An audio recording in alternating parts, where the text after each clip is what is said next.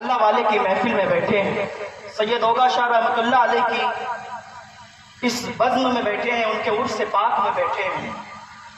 تو اس ملک ہندوستان میں جتنے اولیاء اکرام تشریف لائے یہ دوسرے ممالک کو شرف حاصل نہیں ہے، اور اولیاء اکرام یہ باطن کو پاک کرتے ہیں۔ جتنے بھی تنظیم کے لوگ ہیں، تنظیمیں ہیں، صرف ظاہر کو بدلتی ہیں، انقلاب پیدا کرتی ہیں۔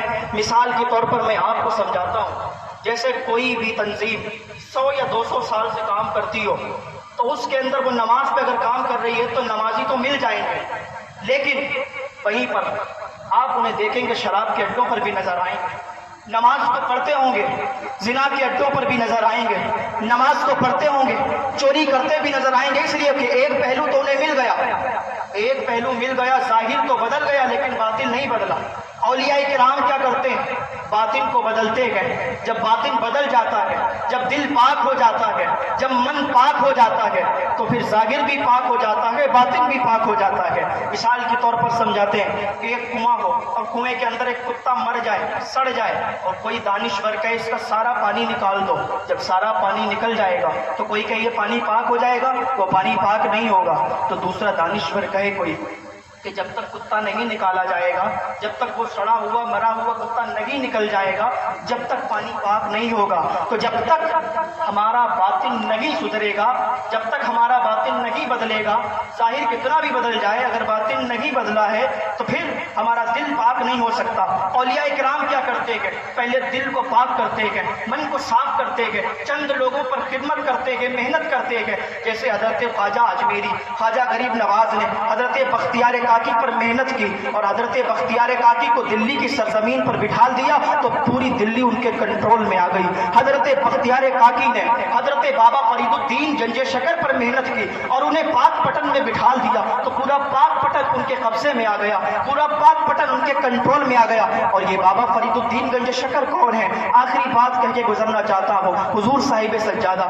حضور پیر طریقت رہبر راہ شریعت، حضور حسن میاں صاحب قبلہ کو ابھی یہاں سے نکلنا ہے، حضور کی بڑی خدمتیں ہیں، کبھی آپ آئے ملے حضور سے، راتوں میں امت کی بات کرتے ہوئے حضور کو میں نے دیکھا ہے، تو آپ کبھی آئے نا حضور سے ملیں۔ حضرت کی ایک تحریک چل رہی ہے TTS، تحریک تحفظ سنیت، اس سے زیادہ تعداد میں آپ جڑیں۔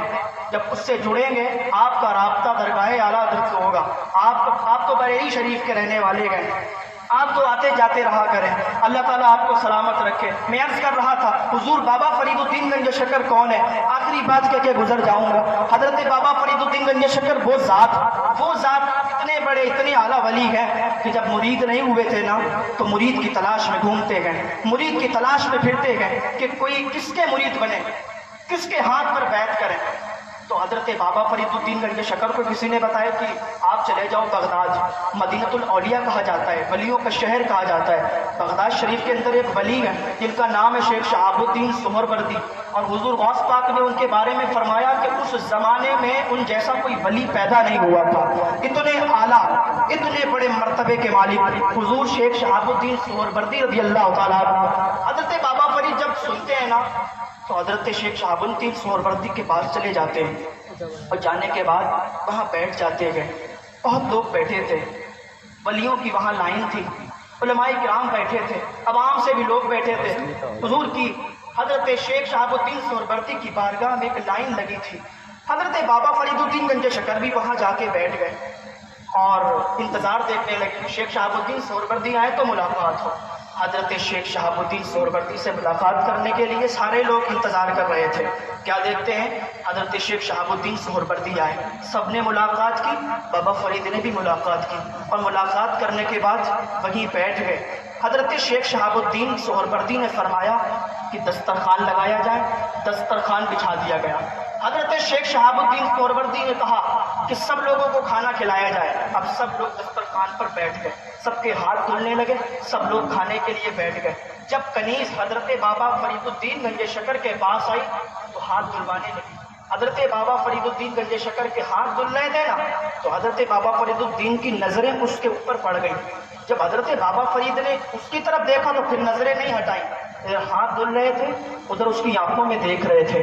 اب دوسرے جو لوگ تھے نا، اب جس کی جتنی نگاہیں ہوتی ہیں وہ اتنا ہی دیکھتا ہے.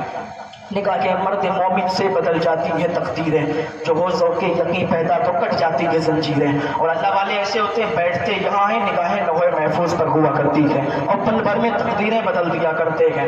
تو حضرت بابا فرید الدین گنج شکر اس کی طرف دیکھنے لگے.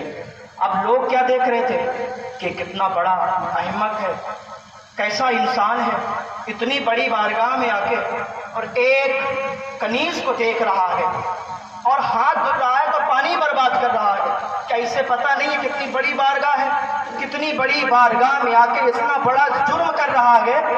تو حضرت بابا فرید اپنے ہاتھ دھلتے رہے اور اس کو دیکھتے رہ گئے. جب ہاتھ دھل گئے تو آرام سے کھانے کے لیے بیٹھ گئے. حضرت شیخ شہاب الدین سہروردی بھی بیٹھے ہیں، ایک سے رہا نہیں گیا. اس نے کہا بھائی ادھر سنو، تم نے یہ کیا جرم کیا ہے؟ اتنی بڑی ولی کی بارگاہ میں آئے ہو، کیا جرم کیا؟ تم نے ایک کنیز کو جی بھر کے دیکھا اور تم نے پانی کی بربادی کی، تم نے 2 گناہ کیے، تم نے 2 جرم کیے. حضرت بابا فرید الدین گنج شکر کو جلال آیا، اٹھ کے کھڑے ہو گئے. کہ تم نے کیا دیکھا؟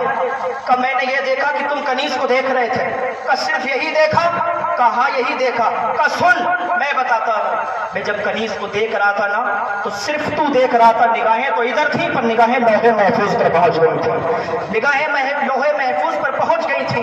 اور میں نے دیکھ لیا کہ اتنے بڑے ولی کی بارگاہ کی کنیز اور اس کی تقدیر میں جہنمی لکھا ہے، اس کی تقدیر میں جہنمی لکھا ہے.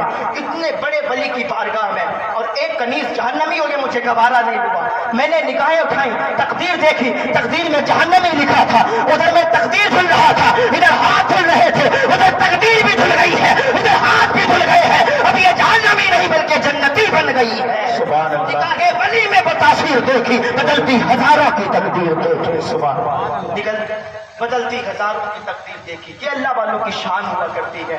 اللہ تعالیٰ کی بارگاہ میں دعا ہے اللہ تعالیٰ ہم سب کو نیک عمل کی توفیق عطا فرمائے. آج انسان کے صرف 2 ذہن بن گئے ہیں کہ پیسہ ہو چاہے جیسا ہو.